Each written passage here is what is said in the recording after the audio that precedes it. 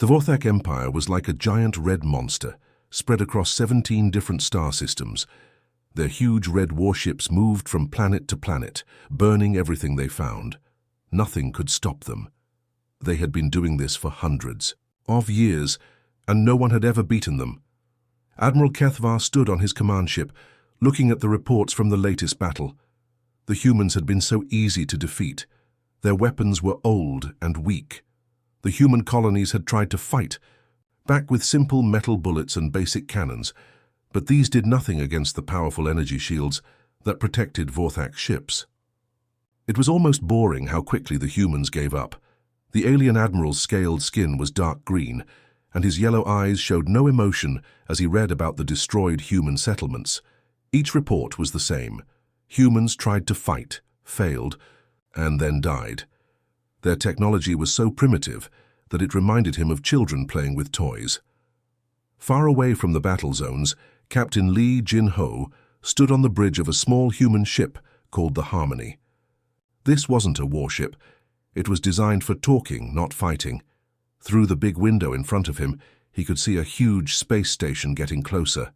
This was Concordia, a neutral place where different species could meet safely. The space station was enormous with spinning sections and bright lights. Ships from many different worlds were docked there. It was supposed to be a place of peace, where enemies could talk instead of fight. But Lee knew that today's meeting would be anything but peaceful. Behind him, Admiral Park So-min was reading through some papers. These were surrender documents, legal papers that would officially give up all human worlds to the Vorthak Empire. The aliens expected the humans to sign these papers without question. After all, what choice did they have? Their colonies were destroyed, their defenses were broken, and their people were scattered. Park was a small woman with sharp eyes and graying hair. She had been fighting wars since she was young, and she knew how to read her enemies. Her fingers tapped on the arm of her chair as she thought about what was coming next. "They think we're beaten," she said quietly, not looking up from the papers. Lee nodded. "Let them think that," he replied. "How long until the fleet arrives?" 72 hours. Commander Kim Tae-young confirms all ships are in position at the rally point. This was the secret that the Vorthaks didn't know. While their scouts had been watching human colonies get destroyed, something else was happening in the darkness of space. Hidden in distant star systems, a massive fleet was gathering. Ships that had never been seen before were moving into position, waiting for the right moment. A small shuttle approached the space station. It was clearly Vorthak design, sleek and dangerous looking, colored in their traditional crimson red. The shuttle docked with barely any ceremony. No honor guards, no formal welcome. The Vorthaks didn't think the humans deserved respect. Ambassador Kethvar stepped out of the shuttle. He was typical of his species, tall, covered in tough scales, with a long snout full of sharp teeth. His skin was a mix of green and brown, and it could change colors depending on his mood. Right now, it showed patterns that meant amusement and superiority. He brought only a few guards with him. This was meant to be an insult. Bringing too few guards showed that he didn't consider humans to be dangerous. In Vorthak culture, the number of guards you brought showed how much you respected your enemy's power. The ambassador's translator device made mechanical sounds as he spoke. "I trust this will be brief." His voice came out as a hiss through the machine. "Your species has fought admirably, but surely you understand the futility of further resistance." The words were polite, but the meaning was clear. You tried your best, but now it's time to give up. Kethvar had said similar things to dozens of other species over the years. Usually by this point, the defeated aliens were begging for mercy or trying to negotiate for their lives. But Admiral Park didn't look defeated. She stood up slowly and smiled. It wasn't a friendly smile. It was the kind of smile a predator gives before it strikes. "Oh, we understand perfectly," she said in a calm voice. "Please, let's discuss terms."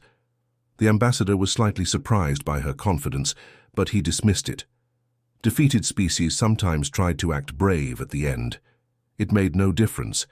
The outcome was already decided. The humans would surrender. The Vorthak Empire would gain new territory, and life would continue as it always had. What Kethvar didn't know was that this meeting wasn't about surrender at all. The humans had something very different in mind. In 72 hours, everything would change forever. The second day of talks began in the same boring meeting room on Concordia Station. Admiral Park sat across from Ambassador Kethvar, but instead of discussing surrender terms like the alien expected, she started asking strange questions. "Tell me about your graviton pulse cannons," Park said, leaning forward with genuine interest. "How exactly do they work?" Kethvar's scaled face showed confusion, but his pride kicked in quickly. Like most Vorthaks, he loved talking about their superior technology. His translator buzzed as he began explaining in detail how their most powerful weapons functioned. "The graviton pulse creates a localized gravity well that crushes enemy ships," he said, his chest puffing out with pride. "No known armor can withstand the forces involved." Commander Choi Min-jung sat nearby, writing down every word. She was a small woman with quick hands and sharp eyes. Her job was intelligence gathering, and she was very good at it. Every technical detail, every specification, every weakness that Kethvar mentioned was carefully recorded. The alien ambassador noticed her taking notes, but didn't care. What could these primitive humans do with such information? They barely understood basics, space travel, let alone advanced Vorthak weapon systems.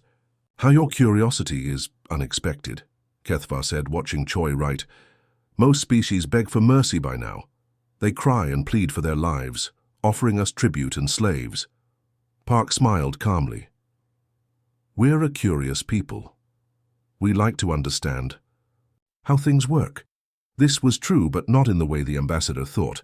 Humans had always been curious, always asking questions, always trying to figure out how to do things better. It was one of their strongest traits, and it had helped them survive on their dangerous home planet for millions of years. "Your shield generators," Park continued. "How do they handle multiple frequency attacks?" Again, Kethvar eagerly explained, not realizing he was giving away military secrets. The Vorthak shields worked by deflecting energy at specific frequencies. They were incredibly effective against most weapons, but like all technology, they had limits. "What about your supply lines?" Park asked next. "How do you keep such a large fleet supplied across so many star systems?" This question should have made Kethvar suspicious, but his arrogance blinded him. He described in detail how Vorthak logistics worked, which systems produced fuel, which ones made weapons, how long it took to transport supplies between different fleets. Lee Jin-ho watched from his position by the window. He caught the eye of Lieutenant Yoon Hye-jin, who was monitoring the sensor station. She gave him a tiny nod. Their long-range scanners were picking up something interesting at the edge of the star system. "Your graviton pulse cannons," Park said, returning to her earlier question. "How do they interact with quantum-shifted armor? Plating?" Kethvar's translator made crackling sounds as he laughed. "An irrelevant question. No species possesses such technology. Quantum shifting requires understanding of dimensional physics that is far beyond most civilizations." What he didn't know was that humans had been working on quantum physics for decades. Their scientists had made breakthroughs that other species couldn't even imagine, but they had kept these advances secret, hidden from the galaxy's other powers. "Of course not," Park agreed smoothly, her face showing no emotion. "But hypothetically speaking, if someone did have that technology, how would your weapons handle it?"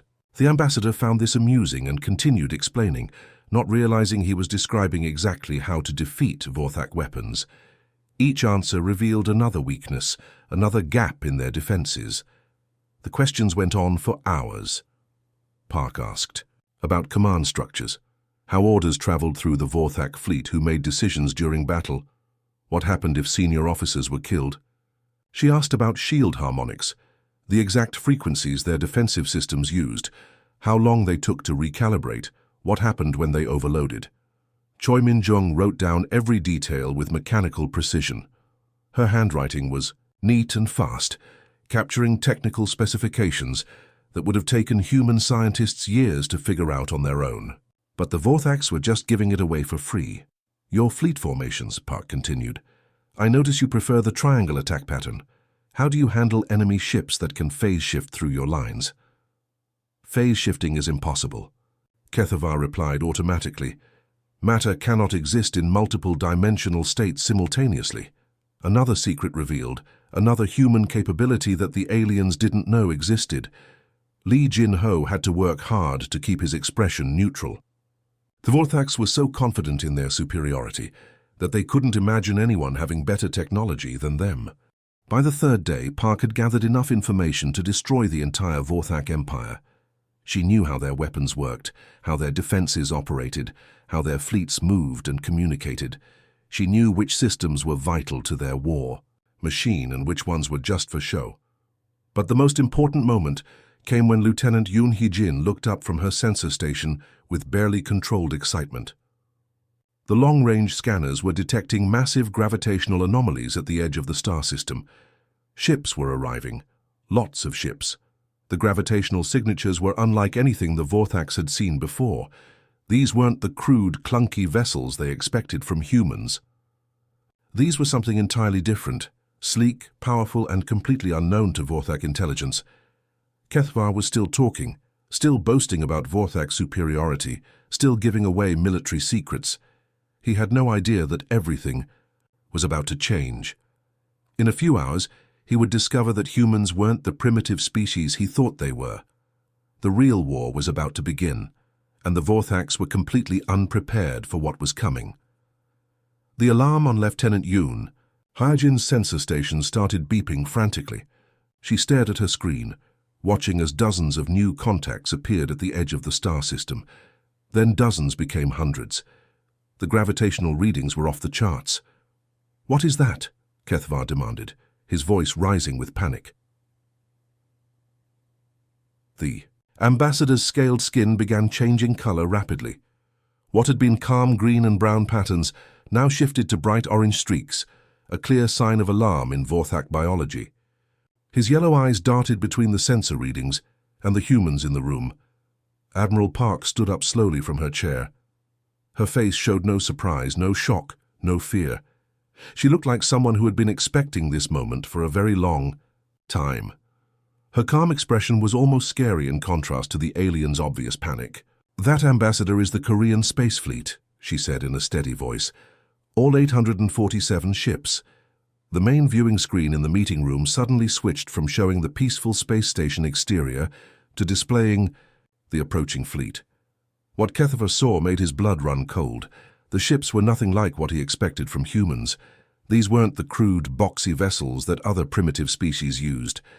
These were works of art and engineering combined. Sleek hulls curved in impossible ways, their surfaces gleaming with a strange blue light that seemed to come from within the metal itself. The smallest human ships were larger than Vorthak cruisers.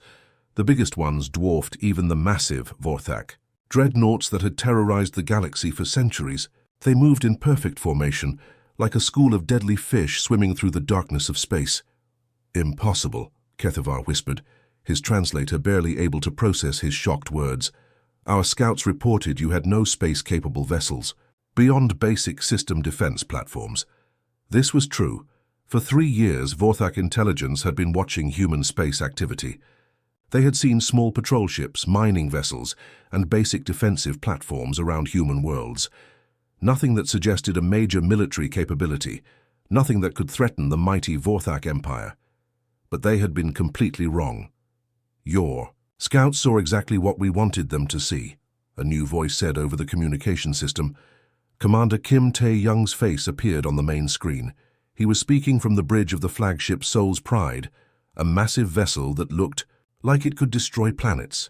Behind him, the bridge crew worked with quiet efficiency, their movements precise and coordinated. "The colonies you destroyed were research stations," Kim continued, his voice carrying across the meeting room. "We've been watching your empire for 3 years. Every battle, every conquest, every move you made." The truth hit Kethvar like a physical blow. The human colonies that had seemed so helpless, so primitive, had been elaborate decoys.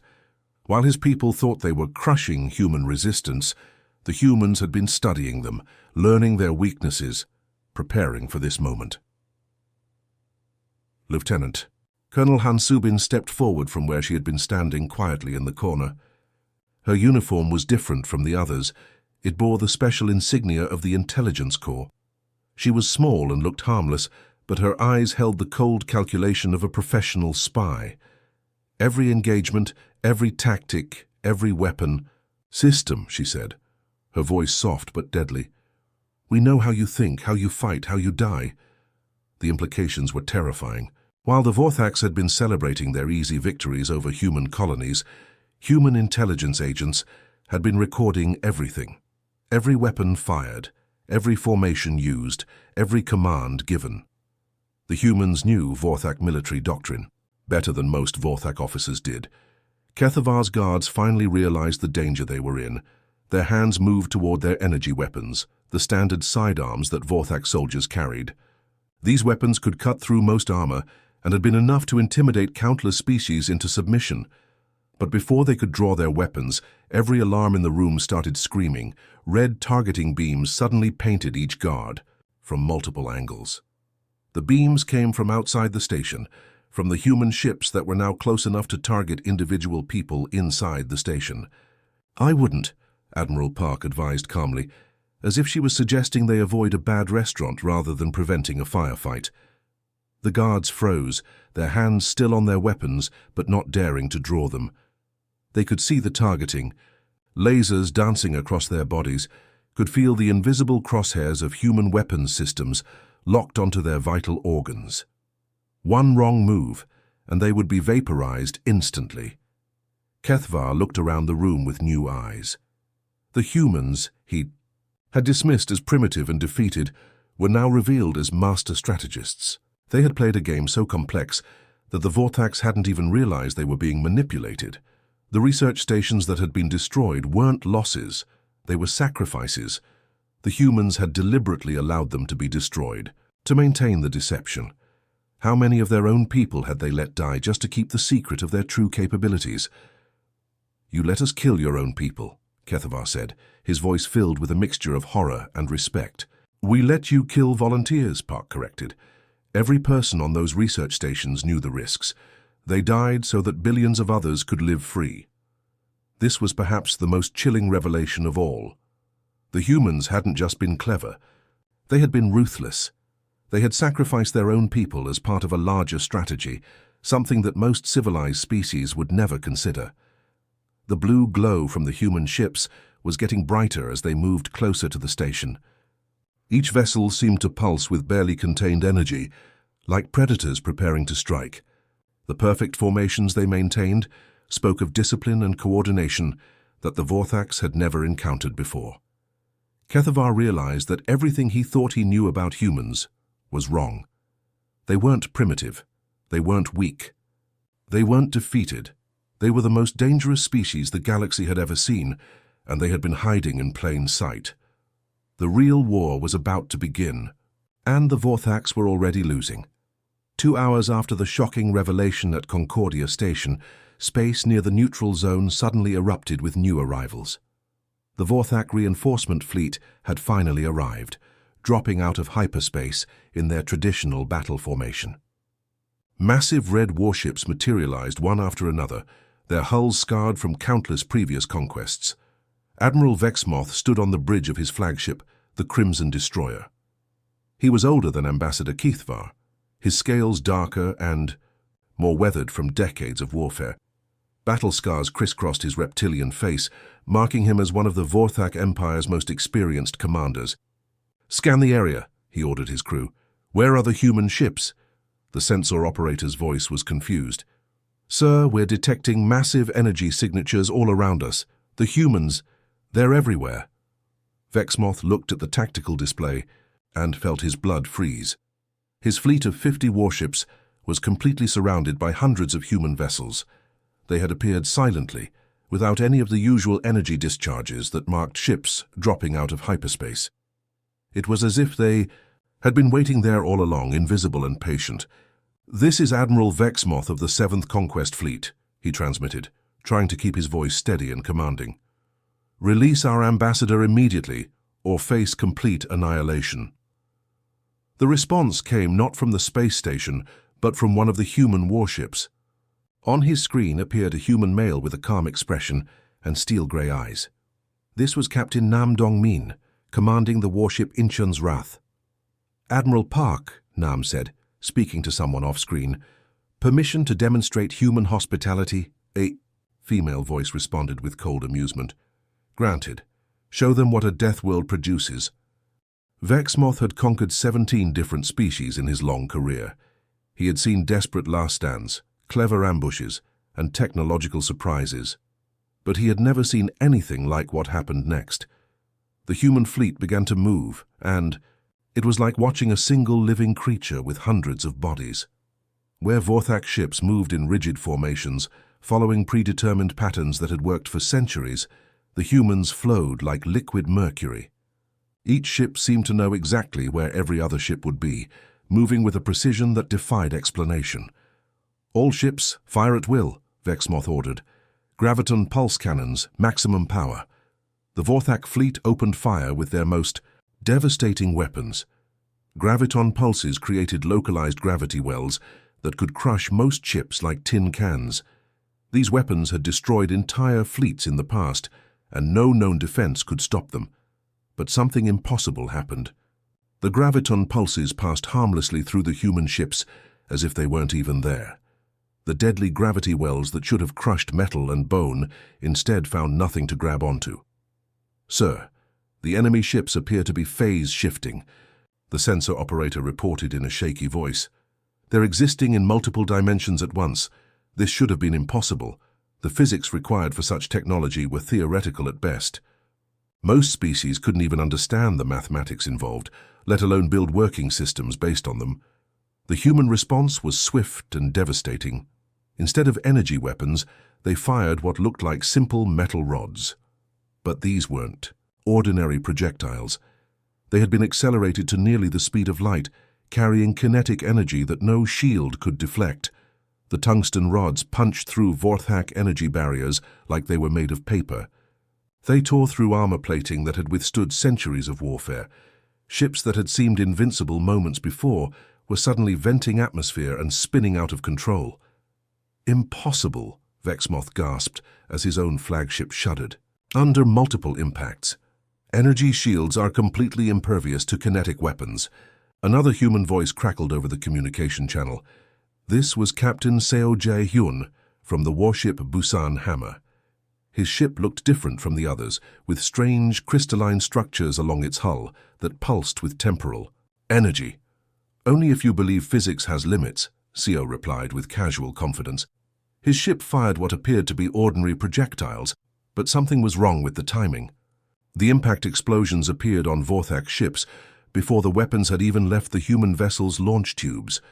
The projectiles were somehow striking their targets before they were fired, as if time itself was being bent to the human's will. The battle became a slaughter. Vorthak ships that had terrorized the galaxy for generations were being torn apart by weapons they couldn't understand or defend against. Their rigid formations, designed for fighting conventional enemies, were useless against opponents who could phase between dimensions and manipulate time itself. Retreat, Vexmoth finally ordered, his pride overcome by the reality of total defeat. All ships emergency jumped to hyperspace, but even retreat was denied to them. Human ships that had been kilometers away suddenly appeared directly in front of fleeing Vorthak vessels, blocking their escape routes. It was as if the humans could predict exactly where each enemy ship would try to run. Within 3 hours, the mighty 7th Conquest Fleet was reduced to scattered debris floating in space. A few damaged ships managed to escape, limping away to spread word of their defeat. Most were destroyed or disabled, their crews either dead or captured. Captain Nam Dong-min watched the battle's end from his bridge, his expression unchanged. Admiral Park, hostile fleet neutralized, minimal damage to our forces. Excellent work, Captain, came the reply. Prepare for Phase 2 of the operation. The surviving Vorthak officers would later describe the battle as fighting against ghosts and gods. Ships that could exist in multiple places at once, weapons that defied the laws of physics, and coordination that seemed almost supernatural. But the humans knew the truth. They weren't using magic or supernatural powers. They were simply using science that other species hadn't discovered yet. Earth's harsh environment had forced humanity to push the boundaries of knowledge and technology in ways that peaceful worlds never had to. The galaxy was about to learn what happened when a species evolved not in safety and comfort, but in constant struggle for survival. Ambassador Kethvar sat frozen in his chair, watching through the viewing screen as the last damaged Vorthak warship disappeared into hyperspace. The proud 7th Conquest Fleet, which had arrived just hours ago expecting an easy rescue mission, was now nothing but floating wreckage and emergency distress signals. His scaled hands trembled as he tried to process what had just happened. 3 centuries of Vorthak dominance had been shattered in a single afternoon. The empire that had conquered 17 star systems and dozens of species had been defeated by humans, the same humans they had dismissed as primitive and helpless.